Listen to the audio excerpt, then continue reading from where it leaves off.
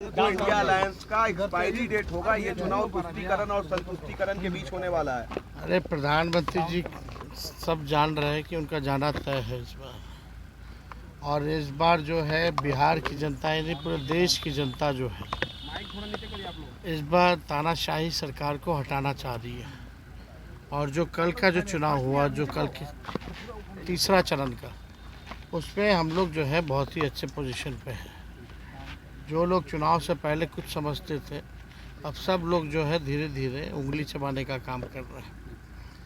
तो हम लोग पूरी तरीके से एकदम कॉन्फिडेंट है कि 4 जून को इंडिया की सरकार बनने जा रही है। लालू जी के बयान के बाद प्रधानमंत्री अब लालू जी पर अटैकिंग हो गए हैं कि आप अरे वो कब नहीं लालू जी पे बोलते हैं, दिन भर तो हम ही लोग को बोलते रहते हैं। हाँ, आप देखिए ना, लगातार हमको भी दूसरे राज्य में जा कर के गाली दे रहे हैं क्योंकि घबराए हुए हैं, डरे हुए हैं। और हमने तो पहले बोला वो पीरजादे हैं, कुछ भी कह सकते हैं प्रधानमंत्री, केवल झूठ झूठ बोलते रहते हैं। अब तक हम लोगों ने जो आरक्षण बढ़ाया जाति आधारित गणना कराने के बाद 9वें सूची में डालने के लिए कैबिनेट ने हम लोगों ने भेजा था, अब तक जो है 9वीं सूची में वो उन्होंने किया नहीं। क्यों नहीं किया? क्योंकि उसमें ओबीसी का, ईबीसी का, एससी का, एसटी का सब लोगों का आरक्षण हम लोगों ने बढ़ाने का काम किया। और देश भर में सबसे ज़्यादा अगर है तो 75% आरक्षण बिहार में दिया गया। तो उस पर तो चुप्पी साधे हुए रहते हैं।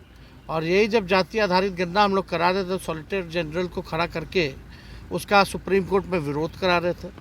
एफिडेविट में भी आप लोगों ने देखा था जो उन लोगों ने दायर किया था। तो इन लोगों की करनी और कथनी में भारी अंतर है। प्रधानमंत्री जी धर्मशास्त्र सिखाता है धर्म के साथ साथ कर्म की भी बातें करें। तो थोड़ा कर्म की बातें 10 साल आपने क्या किया उसके बारे में भी थोड़ा बता दें कि आपने बिहार के लिए क्या किया।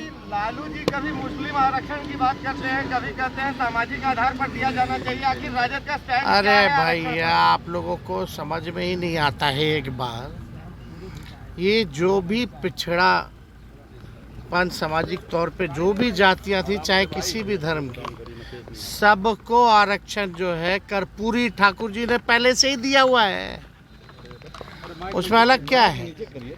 और आप सब लोगों को समझना चाहिए, ये जो संविधान जो खत्म करना चाह रहे प्रधानमंत्री, ये लोग जो लोकतंत्र खत्म कर रहे हैं, ज़रा उनसे भी तो सवाल पूछो 9वीं सूची में आपने क्यों नहीं डाला जो हम लोगों ने आरक्षण बढ़ाया। और हमारी सरकार थी महागठबंधन की, तो आरक्षण किसका किसका बढ़ा? पहले तो आरक्षण ही का विरोध कर रहे थे कि आरक्षण क्यों बढ़ा रहा है। पहले इस पे जवाब देना।